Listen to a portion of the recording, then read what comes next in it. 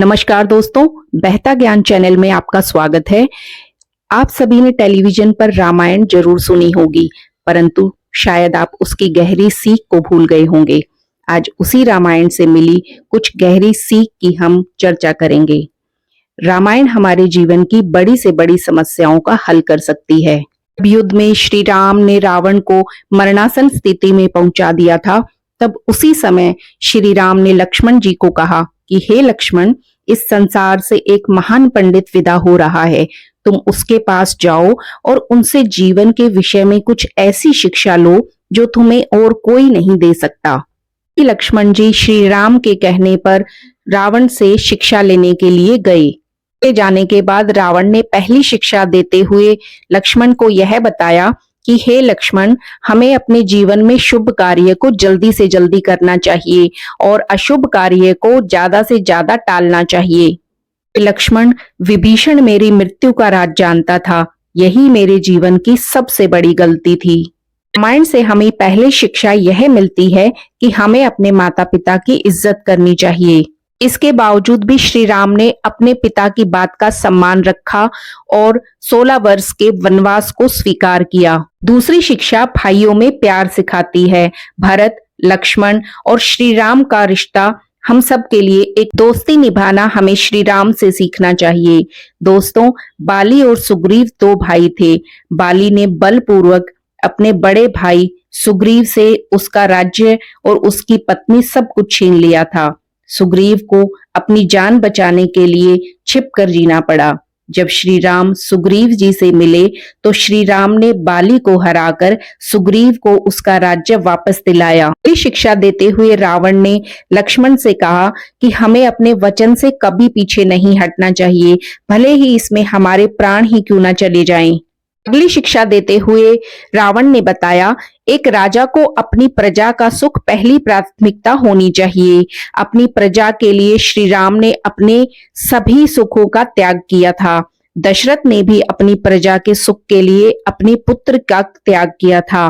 जिस राजा की प्रजा दुखी हो उसे कभी भी सफल राजा नहीं माना जाता। अपने पद, शिक्षा और पैसे का कभी भी अभिमान। दोस्तों, जिन 9 ग्रहों को लोग पूजते हैं उन सब को रावण ने बंदी बना रखा था। उसने सभी देवताओं को जीत रखा था। ऐसा कोई नहीं था जिससे रावण को डर लगे और इसी शक्ति के अभिमान के कारण उसका सब कुछ खत्म हो गया था। रामायण हमें यह भी सिखाती है कि छोटी मानसिकता वाले लोगों की बात हमें कभी नहीं माननी चाहिए। कैकई की दासी मंत्रा थी जिसने कैकई के मन में श्री राम के प्रति जहर भरा।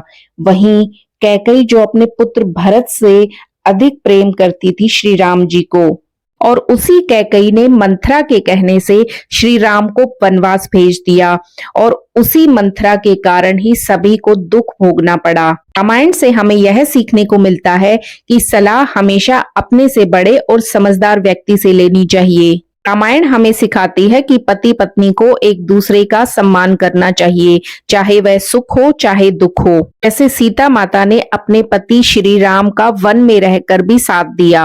अपने दुश्मन को कभी कमजोर ना समझे, क्योंकि रावण एक राक्षस कुल में जन्मा था, इसलिए वो वानर और मानव को तुच्छ समझता था। जो लोग हमारा भला चाहते हैं हमें उनकी सलाह अवश्य माननी चाहिए। रावण की पत्नी और उनके भाई उन्हें बार बार याद दिलाते थे कि सीता को लौटा दो और श्री राम से माफी मांग लो, लेकिन रावण को वो सब दुश्मन दिखाई देते थे। रामायण हमें यही बात सिखाती है कि हमारा भला चाहने वालों की सलाह अवश्य माननी चाहिए, भले ही वो हमें कड़वी लगे। समर्पण हमें हनुमान जी से सीखना चाहिए। हनुमान जी ने श्री राम का कार्य जो भी अपने हाथों में लिए उसे पूरे जिम्मेदारी और निष्ठा के साथ किया। हनुमान ने अपने प्राणों को भी दांव पे लगा दिया। उन्होंने श्री राम का साथ कभी नहीं छोड़ा। जो व्यक्ति पर नारी या नर में वासना का भाव रखता है उसका सर्वनाश जरूर होता है। रावण की पत्नी मंदोदरी जो सीता से भी ज्यादा सुंदर थी, परंतु रावण ने फिर भी पर स्त्री से विवाह करना चाहा। व्यक्ति अपने जीवन साथी को छोड़कर यहाँ वहां भटकते हैं, उनका पूरा परिवार तहस नहस हो जाता है। पहली सीख, अपने मन को काबू में रखना। अगर आपने अपने मन को नहीं जीता, मानो आपने कुछ नहीं जीता। रावण ने सभी देवताओं को जीत लिया था और विश्व के सबसे शक्तिशाली से शक्तिशाली लोगों को भी जीत लिया था, परंतु अपने मन को नहीं जीत पाया। रावण का मन उसे इधर उधर नचाता रहता था। जो व्यक्ति अपने मन को काबू में नहीं कर पाता, वो व्यक्ति हमेशा परेशान रहता है, चाहे उसे दुनिया की सारी खुशियां मिल जाए। रामायण की अगली सीख, अपने सारथी, दरबान या अपने भाई से कभी भी दुश्मनी ना ले। ये आपको नुकसान पहुंचा सकते हैं, क्योंकि ये सब लोग आपके अधिक करीब होते हैं और आपके बारे में अधिक जानते हैं। रावण को एक नलकूबर की पत्नी ने श्राप दिया था कि अगर वह किसी पर स्त्री को उसकी इच्छा के विरुद्ध छूना चाहेगा तो उसके सर के टुकड़े हो जाएंगे। रावण ने एक अप्सरा को अपनी आसुरी प्रवृत्ति का शिकार बनाया था, जिससे क्रोधित होकर उसने रावण को श्राप दिया था। इस श्राप से रावण हमेशा विनम्रता से सीता जी को विवाह के लिए मनाने की कोशिश करता रहा।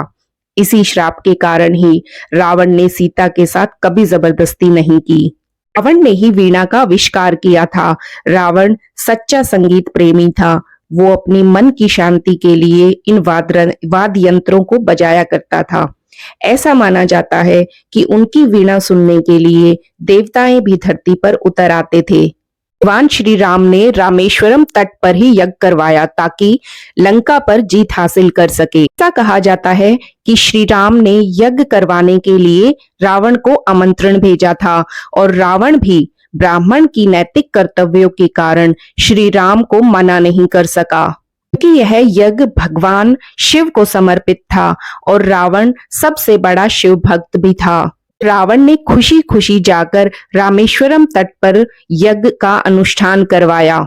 यज्ञ भी रावण को पराजित करने के लिए ही करवाया गया था। जब यज्ञ अनुष्ठान पूरा हुआ तो श्री राम ने रावण के चरण को स्पर्श करके विजय होने का आशीर्वाद मांगा था और रावण ने भी उन्हें तथास्तु कहकर आशीर्वाद दिया था। एक बार शनिदेव रावण को आगाह करने उनके पास गए कि उनकी 7.5 आने वाली है, तो उसी समय रावण ने शनिदेव को बंदी बना लिया। बाद में श्री हनुमान जी ने शनि को रावण की से मुक्ति दिलाई और फिर शनिदेव ने लंका दहन में हनुमान जी की मदद की। आज तक हम रावण को बुराई का ही प्रतीक मानते थे, किंतु रावण में अनेक विशेषताएं भी थी। आइए उन पर बात करते हैं। रावण परम शिव भक्त था, अपने शीश की आहुति देते थे। वो 6 शास्त्र और 4 वेदों के ज्ञाता थे। रावण बहुत बड़े विद्वान थे। एक धार्मिक पुस्तक में उनके 6 शास्त्र और 4 वेदों को ही उनके 10 शीश कहा गया है। रावण एक विशाल परिवार और सब एकत्रित 1 लाख पुत्र और 1.25 लाख नाती थे उनके। रावण कुशल योग्य आचार्य थे। रावण शास्त्रों के रचयिता भी थे। रावण एक महान तपस्वी थे। यम और सूर्य रावण की तपस्या के आगे फीके थे। रावण एक ब्राह्मण कुल से थे। वो दिन में 3 बार संध्या करते थे, इसलिए वो त्रिकालदर्शी भी थे। रावण ने अमरत्व प्राप्त किया था और रावण उस अमृत को अपनी नाभि में छुपा कर रखते थे। सब विशेषताओं के बाद रावण की मृत्यु अहंकार के कारण हुई थी। दोस्तों, अगर आपको वीडियो पसंद आई हो तो बेहतर ज्ञान चैनल को लाइक और सब्सक्राइब जरूर कीजिए।